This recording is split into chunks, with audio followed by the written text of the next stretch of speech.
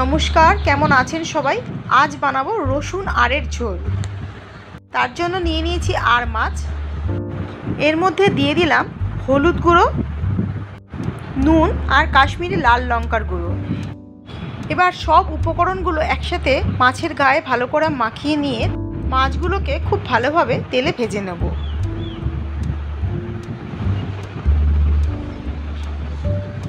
মাছগুলোকে খুব ভালোভাবে নুন হলুদ মাখানো হয়ে গেছে।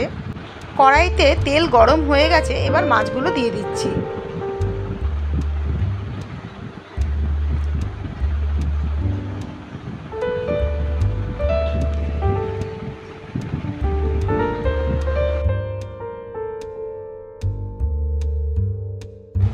এপিট ওপিট একটু লাল লাল করে ভালোভাবে ভেজে নিলেই হবে। বেশি করে ভাজবো না, তাতে মাছগুলো শক্ত হয়ে যেতে পারে। মাছের গ্রেভিটার জন্য একটা মশলা রেডি করে নেব।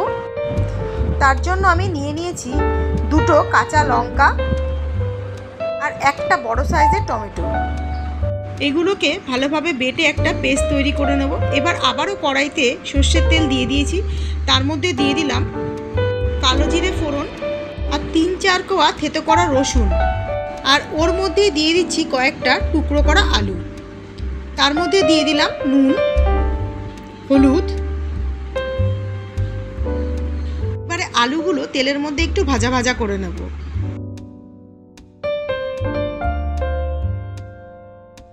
এবারে এর মধ্যে দিয়ে দিচ্ছি কাঁচা লঙ্কা আর টমেটোর পেস্টটা।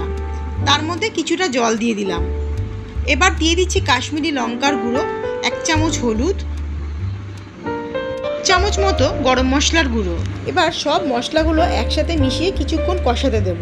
এর মধ্যে কোনো পেঁয়াজ ব্যবহার করব না, খালি রসুন, টমেটো, কাঁচা লঙ্কা দিয়েই এর ঝোলটা তৈরি হবে। খেতে দারুণ হয়, একবার সবাই ট্রাই করে দেখতে পারেন। যারা সবসময় খুব একটা রিচ রান্না পছন্দ করেন না, আশা করি তাদের কাছে খুবই ভালো লাগবে। মশলাটা প্রায় কষে গেছে, তেলটাও ছেড়ে এসেছে। এবার আমি জল দিয়ে দেব। এবার 10 মিনিটের জন্য অপেক্ষা করব, যাতে আলুগুলো সেদ্ধ হয়ে যায়।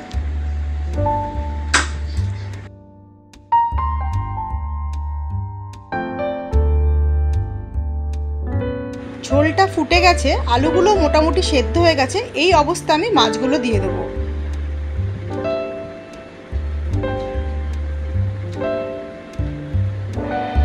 মাছগুলো দিয়ে আবারও কিছুক্ষণ ঝোলটাকে ফুটিয়ে নেব, যাতে মাছের গায়ে ভালো করে মশলাগুলো ঢুকে যায়। এইভাবে আধ ঘন্টা মতো রান্না করলেই ঝোলটা রেডি হয়ে যাবে। রেডি হয়ে গেছে আমার রসুন আরের ঝোল। খুব সামান্য উপকরণে সামান্য মশলা দিয়ে তৈরি করে নেওয়া যায় এই সুস্বাদু আর মাছের ঝোলটি। আজকে রান্নাটা কেমন লাগলো জানাবেন। সবাই ভালো থাকবেন, সুস্থ থাকবেন।